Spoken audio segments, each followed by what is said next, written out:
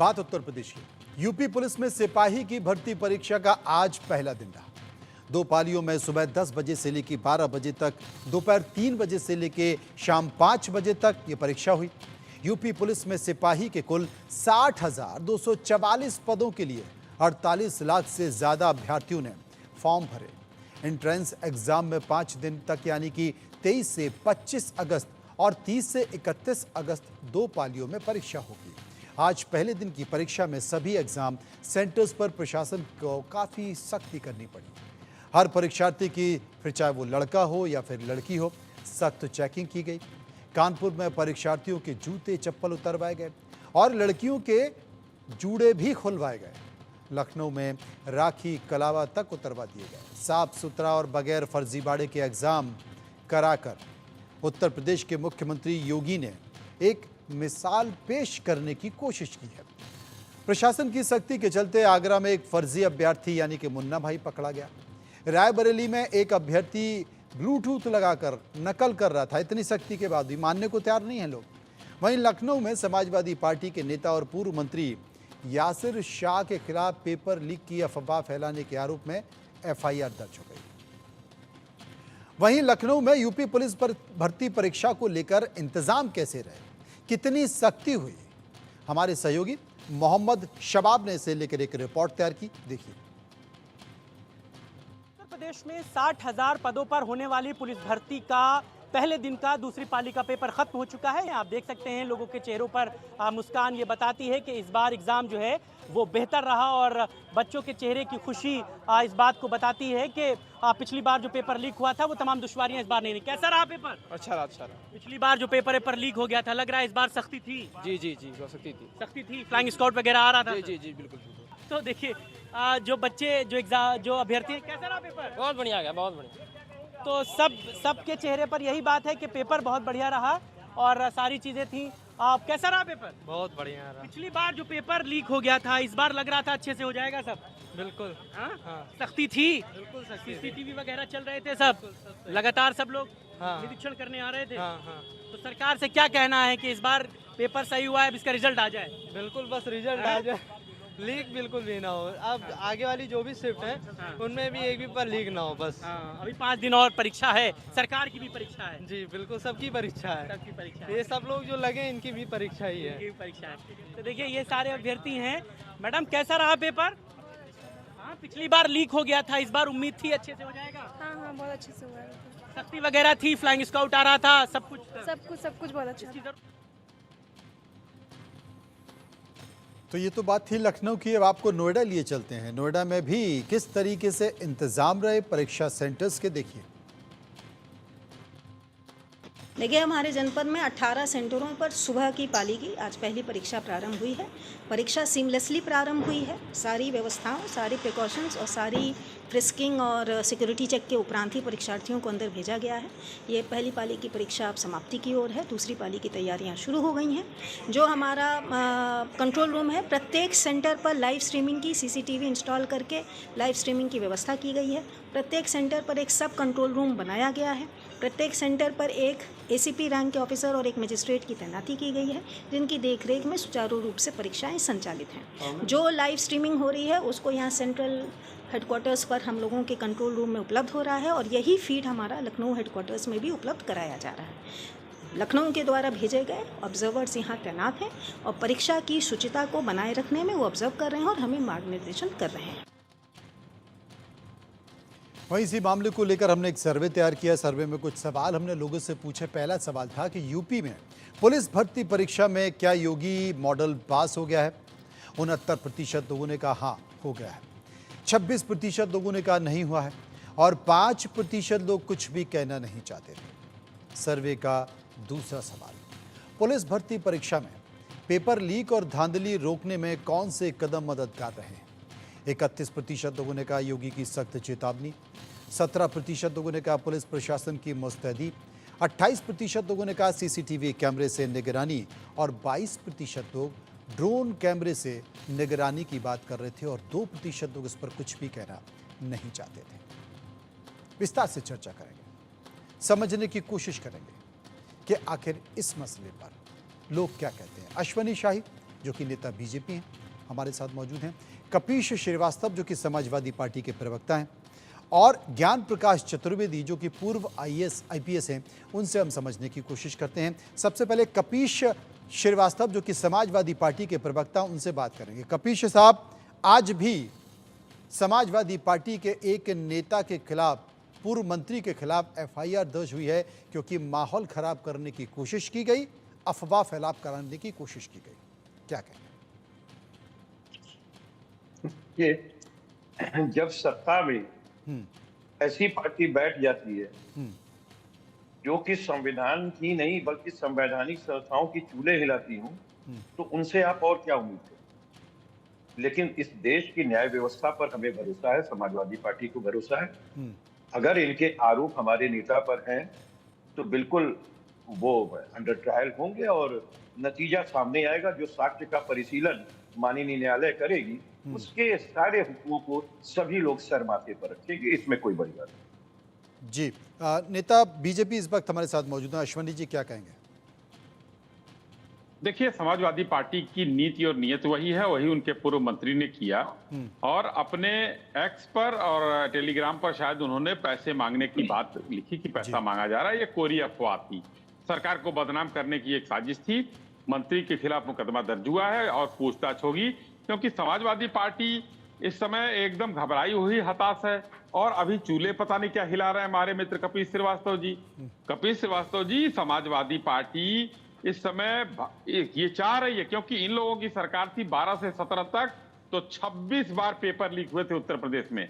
आज हमने कानून बनाया 2024 में, आजीवन कारावास की सजा हुई, उसमें 1 करोड़ के जो है उसमें उस पर जुर्माने की भी बात की है हम लोगों ने। और माननीय मुख्यमंत्री जी ने तो स्पष्ट रूप से कहा है कि अगर पर्चा लीक कराओगे या कुछ होगा तो संपत्ति जब्त करूंगा और गरीबों में बंटवा दूंगा। तो अब एक बेहतर व्यवस्था करने के लिए, क्योंकि यही सिपाही की परीक्षा, देखिए 60,000 की इस समय भर्ती हो रही है। अभी इन लोगों ने एक भर्ती निकाली थी जिसमें छोटे छोटे चिट और पर्चों पर भर्ती होती थी। इटावा के यादवों की एक जाति की भर्ती होती थी। और ये निष्पक्ष चुनाव, देखिए बच्चे किस तरीके से खुश थे। पिछला थोड़ा सा गड़बड़ी हुई थी, हम लोगों ने सुधार करने की कोशिश की, और निष्पक्ष, कोई न पैसा चलेगा, न कहीं नकल, न कहीं पर्चा। इन लोगों ने कोशिश करके देख लिया। चलिए, इसके लिए इंतजार करेंगे। संकेत तो बेहतर फिलहाल दिखाई दे रहे हैं। सर्वे का एक और सवाल जो हमने लोगों से पूछा कि क्या उत्तर प्रदेश के पेपर लीक माफिया बुलडोजर के खौफ से छिप गए? 80% लोगों ने कहा हाँ बिल्कुल छुप गए, 17% लोगों ने कहा नहीं छुपे हैं, समय रहते निकलेंगे, और 3% इस पर कुछ भी कहना नहीं चाहते हैं। पूर्व IPS चतुर्वेदी जी हमारे साथ मौजूद हैं, उनके पास हम चलेंगे। चतुर्वेदी जी, लोग परेशान हो गए, एक थकावट, एक निराशा युवाओं में देखी गई। वो पढ़ाई करते हैं और पढ़ाई करने के बाद एग्ज़ाम देने जाते हैं, और एग्ज़ाम देने गए तो फिर उन्होंने देखा कि ये क्या हो गया। UPSC में हमने देखा, नीट में हमने देखा, तमाम राज्यों में जो भर्तियाँ हो रही उसमें हमने देखा। एक संकेत फिलहाल दिखाई दे रहे हैं, क्या है नहीं पता, लेकिन एक संकेत दिखाई दे रहे हैं कि कम से कम एक सख्ती है, एक अच्छी तस्वीर सामने पेश हो रही है। क्या कहेंगे आप? पहले तो मैं आपको ये बता दूं, मेरी आवाज जा रही है आपको ना? जी आ रही। आज 3 परीक्षार्थियों की परीक्षा थी जी। एक तो सीधे मुख्यमंत्री जी की परीक्षा थी जी, दूसरी पुलिस की परीक्षा थी, और तीसरे अभ्यर्थियों। तो आज की परीक्षा में तो अगर मैं देखूं तो ये मुख्यमंत्री जी की जो सख्ती थी वो दिखाई पड़ रही है। लेकिन मुंह से ये कह देने से कि मुख्यमंत्री जी ने कहा बहुत सख्ती होगी, देखिए ग्राउंड लेवल पे काम तो पुलिस करेगी, प्रशासन करेगा। तो पुलिस प्रशासन जो हमारे तमाम 2300 मजिस्ट्रेट और हमारे लगभग 25,000 पुलिस के अफसर जवान लगे थे, उन्होंने कमर कस लिया था कि इस परीक्षा को हम एक पूरे भारत में मिसाल बनाएं। ये पूरे भारत की मिसाल की मैं बात कर रहा हूं, और हर परीक्षा के लिए एक मिसाल बना देंगे कि इसी प्रकार की परीक्षा अब पूरे भारत में कराई जाएगी, इतनी शुचिता के साथ, इतनी सख्ती के साथ। और इसके लिए पहले हमने कानून यहाँ पर उत्तर प्रदेश में कानून बना लिया गया कि भाई हम अगर पकड़ भी ले तो करेंगे क्या, छोड़ देंगे, कोर्ट से जमानत हो जाएगी। बोला नहीं, पहले गोला बारूद इकट्ठा कर लो, आक्रमण के पहले गोला बारूद इकट्ठा कर लो, यानी मजबूत कानून बना।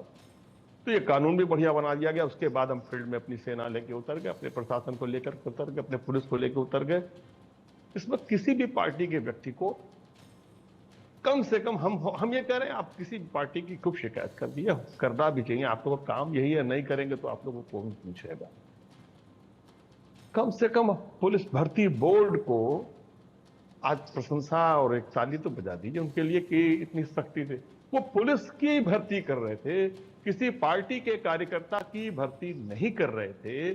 सपा के कार्यकाल में भर्ती हुए लोग भी आज सेवा कर रहे हैं, ये भी आगे सेवा करते रहेंगे।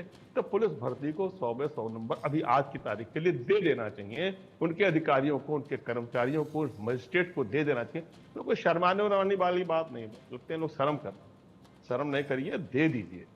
ये बोर्ड पहले भी रहा है, आज भी है और कल भी रहेगा। इनकी हौसला अफजाई होगी कि हमारी तो हर पार्टियों ने बड़ी प्रशंसा की है, और थोड़ी बहुत 19-20 कमियां जो रहेंगी वो अलग बात है, वो भी दूर की जाएगी।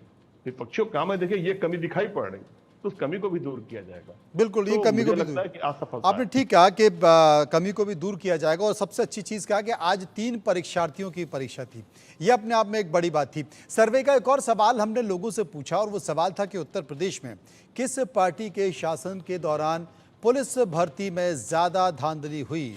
33% लोग मानते थे कि समाजवादी पार्टी के समय, 27% लोग मानते थे बीजेपी के समय, 34% लोग ये मान रहे थे दोनों शासन में धांधली हुई है, और 6% लोग इस पर कुछ भी कहना नहीं चाहते थे। सर्वे का एक और सवाल, परीक्षाओं में धांधली खत्म करने के लिए कौन से उपाय किए जाने चाहिए। 24% लोग ये कह रहे थे कि लोकल इंटेलिजेंस की मदद ज़रूर लेनी चाहिए और ज़्यादा सक्रिय होनी चाहिए। 2% लोग आर्टिफिशियल इंटेलिजेंस की मदद की बात कर रहे थे, 24% लोग साइबर सेल की मदद की बात कर रहे थे, और 46% बता रहे थे कि जितने भी विकल्प दिए हुए उनमें से सभी शामिल हैं, और 4% कुछ भी नहीं कहना चाहते थे। अश्वनी जी कुछ कहना चाहते हैं, अश्वनी जी बताइए। जी देखिए, चतुर्वेदी जी ने बहुत अच्छी बात की। 3 लोगों की परीक्षा थी, इनकी बातों को थोड़ा सा आगे बढ़ाते हुए मैं कहना चाहूंगा कि पूरा सिस्टम है, और सिस्टम का जब मुखिया एक मजबूत नेतृत्व और मजबूत इरादों वाला होगा तो सिस्टम बहुत अच्छे तरीके से काम करेगा। यही जिसके बारे में चतुर्वेदी जी कहना चाह रहे हैं कि किसी भी दल के हो, कम से कम भर्ती बोर्ड को 100 में 100 नंबर देना चाहिए। कैसे देंगे चतुर्वेदी जी, जब वहां सिग्नेचर बिल्डिंग जब पहुंचते हैं और वहां पर कहते हैं कि हमको इन अधिकारियों पर भरोसा नहीं है, चाय में कुछ मिला देंगे, वो व्यक्ति 100 में 100 नंबर देगा और अपने मंत्री से अफवाह फैलवा रहा है वो आदमी। ऐसा नहीं हो सकता है। एक कहावत कही गई है, उसी को चरितार्थ किया है माननीय योगी जी ने कि कौन कहता है कि आसमान में सुराख नहीं होता, एक पत्थर को उठा लो यारो। विषय पे बैठाया है उस विषय पे मुझसे कोई प्रश्न नहीं किया। बहुत दुख की स्थिति कि जिस पर आपका सर्वे है उस पर आपने मुझसे कोई प्रश्न नहीं किया। नहीं, आपकी बारी तो आने दी। विपक्ष में बैठ करके ये नहीं है कि हम केवल भर्त्सना ही करें क्योंकि हम विपक्ष में बैठे जी, लेकिन हम आईना जरूर दिखाएंगे और देखना भी चाहिए। आज सत्ता इनके हाथ में है पिछले 7 वर्ष। तो तारीफ कर दीजिए, अगर आपको लगा कि आज की व्यवस्था ठीक है, आज एग्जाम ठीक है, तो आप तारीफ कर दीजिए। आप ही बोल लो, पहले आप बोल लो, जब प्रश्न आपका खत्म हो जाए फिर हम बोले। नहीं, खत्म तो हो चुका। अवसर नहीं देते, फिर बीच में टंकी लगा रहे हैं। सुन ले, शांति से आपने प्रश्न किया है। हाँ बोलिए। अच्छा बोलिए भाई, एक बात मैं उम्मीद करता हूँ आप तारीफ करें। हाँ, मैं एक बात जबरदस्ती क्यों तारीफ कराना चाहता हूँ? नहीं, अभी तो आप कह रहे हैं कि हम सिर्फ भर्त्सना करने के लिए नहीं बैठे। आप अगर हमारा पक्ष जानना चाहते हैं तो हमारा पक्ष जानिए ना। जबरदस्ती अपनी आवाज मेरे मुंह में ठूस के क्यों निकालना चाहते हैं? नहीं, आप ही तो कह रहे हैं कि हम सिर्फ विरोध करने के लिए नहीं बैठे, अच्छी बातों की हम तारीफ भी करते हैं। तो मैं उम्मीद करता हूं कि मैं इंतजार कर रहा हूं आप क्या बोलेंगे। दोनों में अंतर है। गिलास आधा भरा है, गिलास आधा खाली है। अच्छा। देखने का नजरिया है सकारात्मक और नकारात्मक। मैं एक चीज पूछना चाहता हूँ, पिछले 7 वर्षों से योगी शासन है, पिछले 10 वर्षों से मोदी का शासन है। 70 से ऊपर पेपर लीक हुआ, उस समय योगी का शासन, और यही पुलिस व्यवस्था कहां पर खड़ी थी? बताओ कहां खड़ी थी? आप उसी गुजरात की कंपनी को दे रहे थे सारा कुछ जो ब्लैकलिस्टेड थी, जिसको बाद में योगी जी ने ब्लैकलिस्टेड किया है। ये तो बात है, इस पे आप प्रश्न खड़ा करने दोगे? इसका तो जवाब अश्वनी जी, इसका तो जवाब देना पड़ेगा आपको। नहीं, आप पहले हमारा तो प्रश्न सुन लो मेरे भाई, इतने जल्दी। अच्छा, और भी प्रश्न है क्या? चलिए वो भी बोल लीजिए। सपा को मत बुलाया करो मेरे दोस्त, जब नहीं सुनना है तो। मैं एक बात पूछ रहा हूं कि आज वही पुलिस है, आज वही योगी है, लेकिन क्या अंतर हो गया कि पिछले 7 वर्ष में जो 70 पेपर लीक हुए पूरे देश के अंदर, चाहे मोदी राज में चाहे योगी राज के अंदर, और आज वही बदल कैसे गया? वही पुलिस प्रशासन की बड़ी तारीफ हो रही है। अच्छा, अब कपिल जी अश्वनी जी से जवाब मांग लें। सारे बच्चे पास हो गए। हम तो कह रहे हैं कि ये कपीश चीज जी, 7 वर्ष पहले क्यों नहीं लागू हो गया? कपीश जी, अगर आपकी समाजवादी इजाजत अगर पार्टी हो, के प्रताप को झोल दिखता कपीश था, जी तो आपकी, समाजवादी पार्टी अरे को कपीश जनता जी, ने बाहर का अरे रास्ता सुनिए दिखाया महाराज था। भाषण दे रहे हैं। आपको भी कपीश दिखा दिया जी, जाए तभी बेहतर होगा क्या? कपीश जी, अगर आपकी इजाजत हो तो मैं जवाब ले लूं इस पर अश्विनी जी से? नहीं नहीं, बिल्कुल आप ले लें, लेकिन कम से कम हमें बोलने का अवसर जवाब दे दीजिए। नहीं, और कितना बोलेंगे महाराज, जवाब दे दिए अश्विनी जी, जो सवाल उन्होंने उठाए कपीश जी ने। देखिए, कोई भी कंपनी अगर हो, गुजरात की हो या महाराष्ट्र की हो, वो हिंदुस्तान की है पहली चीज। उसने पहले, उसका पीछे का इतिहास अच्छा था। एक दो एग्जाम उसके थे जहां पर शायद बिहार अरे सरकार ने इससे उसको पहले वो ब्लैकलिस्ट की थी। blacklisted थी। अरे रुक और जाइए, आप blacklisted अरे कंपनी भाई को सुन तो उत्तर लीजिए, प्रदेश जवाब तो पुलिस सुन का लीजिए भाई। दायरा संभाला दिए थे कि इतिहास भैया अच्छा पेपर था, बनाओ और गुजरात, परीक्षा बिहार लो। ने इसको ब्लैकलिस्ट किया छुपाने था, की इस कोशिश वजह से मत जो कीजिए। है हम उस पर जो सच्चाई एक बार है, उसको रिलाई सामने करने की लेकर बात के हुई। आइए। लेकिन जब यहाँ भी वही माना पाया जो गया सच्चाई है, तो यहाँ उसको भी सामने ब्लैकलिस्ट लेकर के करके एक साफ और स्वच्छ परीक्षा कराने की बात की आपने गई। क्यों और ठेका दिया था? आप, ये मुझे अरे आप भाई, बताइए। ब्लैकलिस्टेड, तो ब्लैकलिस्टेड मैं बता रहा कंपनी थी, हूँ, उसको ब्लैकलिस्टेड ठेका क्यों कंपनी दिया को था? तो आप लोगों ने काम दिया था, बिजली विभाग के अरे ठेके आपने ब्लैकलिस्टेड काम दिया कंपनी था, को इनकी सपा सरकार गवर्नमेंट में ने काम दिया AK था, मिश्रा क्योंकि जेल गुजरात गए। में आप ही की सरकार में बिजली विभाग के ठेके क्यों देते रहे आप लोग? AK मिश्रा जो थे यहाँ पर चीफ, यहाँ पर है MD, वो जेल गए। आपके मंत्री थे समाजवादी सरकार में। आप ब्लैकलिस्टेड को आप लोग पालते पोसते हैं, हम लोगों ने फिर ब्लैकलिस्टेड कर दिया। अब नहीं है वो, अब नहीं है। इसलिए मैं कहना चाहता हूं कि जो 70 पेपर लीक का मामला उठा रहे हैं, उसमें राजस्थान में कितने पेपर लीक हुए आप गिनती कर लीजिए। भाजपा शासित में कितने हुए ये भी गिनती कर लीजिए। और किसी समाज के अंदर वो उत्कृष्टता नहीं थी क्या? मुझे आप बताओ, ये कैसे भर्ती कर रहे हो आप? नीट एकदम स्पष्ट, शिवपाल सिंह यादव की पर्ची पर भर्ती होने वाले जो एग्जाम दिए थे ना, जब आपकी सरकार थी 12 से 17 में, शिवपाल सिंह यादव पर्ची लिखते थे, वो लिस्ट बनती थी, वो भर्ती वाले नौकरी कर रहे, अच्छी बात है, सेवा दे रहे हैं। ज्ञान प्रकाश जी, चलिए बीजेपी और सपा का तो ज्ञान हो गया, ज्ञान प्रकाश जी हमारे साथ मौजूद है। ज्ञान प्रकाश जी, आप जब सत्ता में होते हैं तो चाहे भले ही आपकी कमियां हो, जिसका जिक्र कपीश जी कर रहे हैं कि भाई अभी तक जो कंपनी एग्ज़ाम करा रही थी वो गुजरात की थी, वो ब्लैक लिस्टेड थी, वो कैसे काम कर रही थी, तो कहीं ना कहीं ये माना जाए कि कमियां तो थी, तभी तो आज अगर चीज़ें बेहतर हुई हैं तो कल बेहतर नहीं थी, और कल बेहतर अगर नहीं थी तो उस पर तो चर्चा होनी चाहिए कि क्यों नहीं थी, क्यों ब्लैक लिस्टेड कंपनी को काम दे दिया गया, और पहले क्यों नहीं देखा गया, बाद में क्यों देखकर उसे हटाया गया, और जिसने ये काम दिया, जिसने ये ठेका दिया, वो उसने मॉनिटरिंग क्यों नहीं की, उसने पारदर्शिता के साथ काम क्यों नहीं बिल्कुल बिल्कुल बिल्कुल सही कहा आपने। देखिए, इसमें एक और बट नहीं है कि उस पार्टी को जो काम दिया गया, उसको जो ठेका दिया गया, उसको देखना चाहिए था, समझना चाहिए था, न देखा गया न समझा गया। और अब उन सारी चीजों को, देखिए कमियां होती हैं, बहुत ढेर सारी कमियां होती हैं, इतनी बड़ी भर्ती में कमियां होती है, लेकिन इतनी बड़ी धांधली का हो जाना, ये तो मतलब बिल्कुल गले उतरने वाली बात नहीं है जी। और इसमें एक बात आप तो सारे लोग ये चर्चा करके देखिए, हम लोग इलाहाबाद की सड़कों पर पैदल रह के कभी कभी तो एक टाइम खाना खा के पढ़े हैं। छात्रों के बारे में सोचिए कि उनका कितना वक्त जाया गया। ये जो व्यवस्था आज बनी है, ये 20 साल पहले बन जानी चाहिए और बहुत ढंग से बन जानी चाहिए थी, नहीं बनी। कोई ना कोई पार्टी का मामला रहा हो, ठेके का मामला रहा हो, किसी के संतुष्टिकरण का मामला हो, ये मुद्दा नहीं है। मुद्दा है छात्रों का जीवन और उनकी उम्र, इस पर ध्यान दीजिए ना। उस पार्टी ने जिसने धांधली कराई उसको तो सख्त से सख्त सजा दी जाएगी, और जिन अधिकारियों ने उस पार्टी को ठेका दिया उनकी भी जांच होनी चाहिए। अब तो सेकंड तरीका यह आएगा ना तो कि भाई ये कैसे इतना अच्छा हो गया और अब पहले क्यों नहीं हुआ। तो मैं तो यही कहूंगा कि सरकार को चाहिए कि ऐसे उन अधिकारियों को चिन्हित किया जाए जिन्होंने उस पार्टी को कहा कि तुम पेपर छापो, और उसने धांधली करा दी, उस पर तमाम लोग मिल गए, तमाम कॉकस बन गया, तो उनको भी चिन्हित करने की आवश्यकता है। बिल्कुल, उनको भी चिन्हित करना चाहिए। और अगर विपक्ष सवाल उठा रहा है तो सिर्फ इसलिए उस पर कोई रिएक्शन नहीं देना चाहिए कि वो विपक्ष सवाल उठा रहा है, बल्कि उस पर ध्यान देना चाहिए, क्योंकि कहा जाता है कि लोकतंत्र मजबूती के लिए विपक्ष जरूरी है। विपक्ष तमाम तरह की बातें उठा रहे हैं, विपक्ष मना कर रहा है, विपक्ष तो कह ही रहा है, लेकिन मैं भी यही कह रहा हूँ कि छात्र जो पिछले छात्र हैं उनके लिए, उनको मलहम लगाने के लिए उनके खिलाफ अगर कार्रवाई नहीं की जाएगी, ये बड़ा जघन्य अपराध, बड़ा ये बहुत पाप जघन्य अपराध होगा और निश्चित तौर पर कार्रवाई होनी चाहिए। सिर्फ ठेका टेंडर उनको काम वापस लेने से या उनका टेंडर कैंसिल करने से बात नहीं होगी। बहुत बहुत शुक्रिया करूंगा सभी लोगों का जो इस पूरी परिचर्चा में मेरे साथ मौजूद रहे, और उम्मीद करते हैं कि कम से कम भविष्य को लेकर जो परीक्षाएं होती हैं वो परीक्षाएं बेहतर होंगी और